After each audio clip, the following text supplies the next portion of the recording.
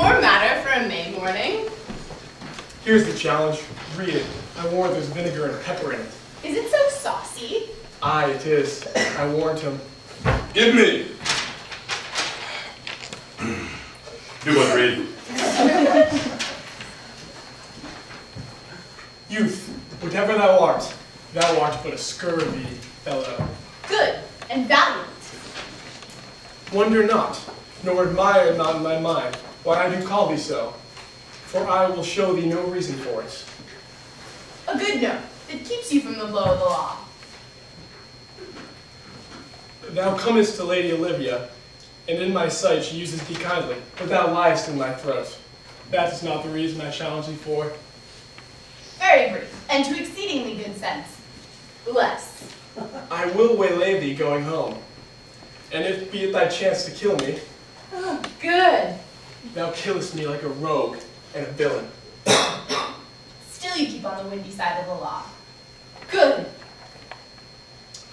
Fare thee well, and God have mercy on one of our souls. He may have mercy on mine, but my fare is probably better. I didn't. Wine? And so look to thyself. And so look to thyself, for my hope is better. Thy friend, as thou usest him, and thy sworn enemy, Andrew Aguecheek. If this letter move him not, his legs cannot. I'll give it him. You may have very fit occasion for it. He is now in some commerce with my lady, and will by and by depart. Oh, Sir Andrew. Here he comes. Give him way till he take leave, and then presently after him. I will mediate. I will mediate. I will mediate the while upon some horrid message for a challenge. Gentleman, God save thee. And you, sir. That defense thou hast, take thee to it. Blind. Of what nature? Of what nature the wrongs thou hast done to him, I know not. But thy interceptor, full of despite, bloody as the hunter, attends thee at the orchard end.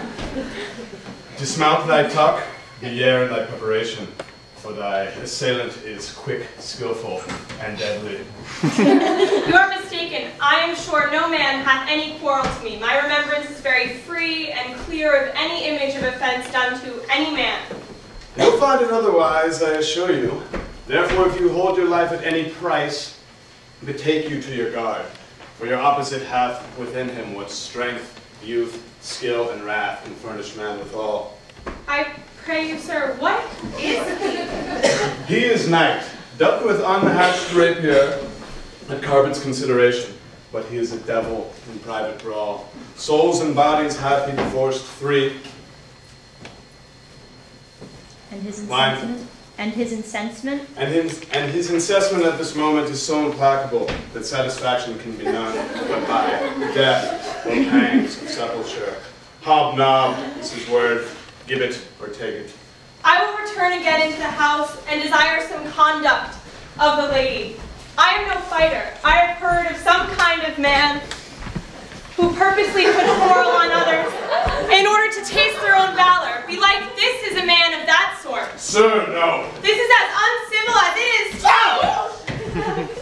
I beseech you, do me this courteous office as to know of the knight what my offense to him is. It is something of my negligence and nothing of my purpose. I will do this. Signor Fabian, stay you by this gentleman till my return.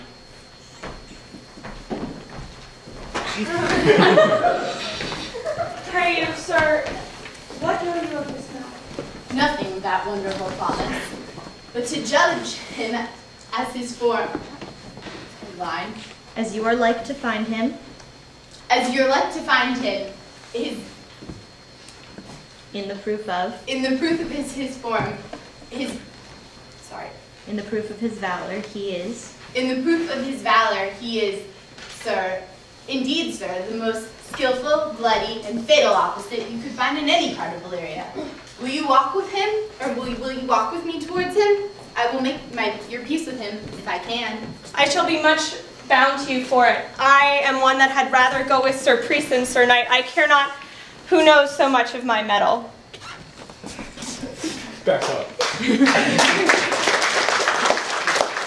Comments, responses? Yeah. Dave? I think the actions were very funny, especially Scott, just how you just kept coming up with action after action, just rising each time and becoming even more and more ridiculous. I thought you did a great job with that. Lenny? I think it was a great use of space. You basically used a lot of this room, especially sitting on the counter, because even just that, like if you didn't know this was a comedy, between your, like, the moving of your feet on the counter and the tone that you're saying with the words, it like added to each other, I thought, very nicely. Chloe? Oh, I liked that the funniest parts were not in the dialogue, you know? Like, you never really think that the whole action can be happening over here, but everyone's laughing at something that's, you know, happening off stage. That really added to, like, the comedy element.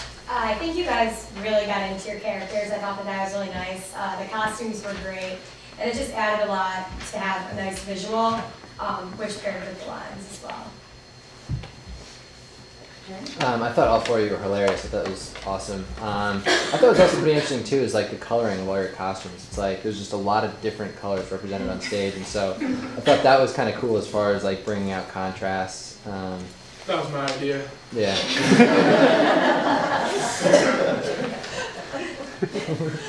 Any other comments or responses? Oh, I'm sorry, yeah. Meredith and then Anisha. Oh, I wanted to ask about your title, 11th Night. Well, Scott, you came up with it, so why didn't you find this one? Well, it's smaller than 12th Night.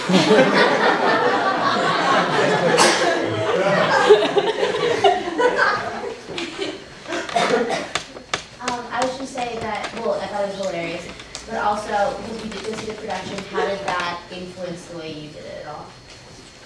Or if it did. I thought Fabian was kind of an idiot in the production that we saw, so I was trying to be an idiot. Poor Fabian in the production you saw had to end up being a nurse. Yeah, he was rolling someone around in a wheelchair. Yes. Severed tendons.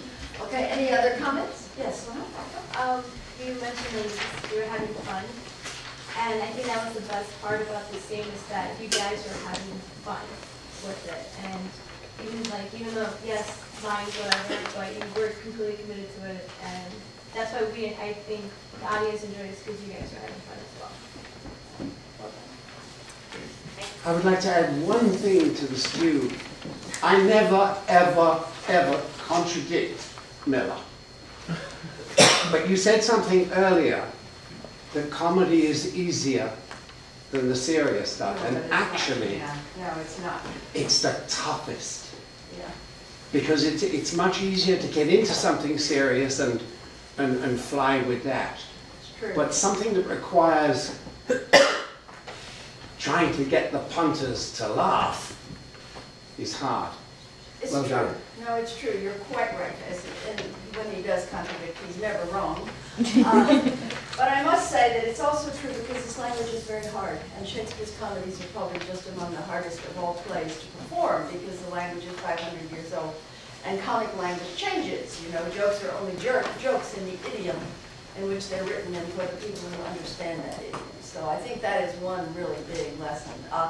The first part of the scene would actually have been very funny in the language of its time, but then that's where the comedy is in the words, and they're not really words that we immediately respond to.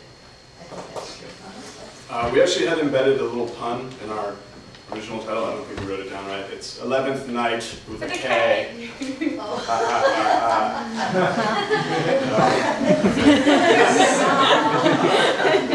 Oh, I think that's our. Well, thank you for giving us back the pun. We'll all go and add a K. Jan has a question. I just wanted to say, Wes, if you had no plans to become an actor or particularly a Shakespearean actor, that voice. No. You gotta do it now. You gotta change your whole life plan. You're fabulous. All right, I will.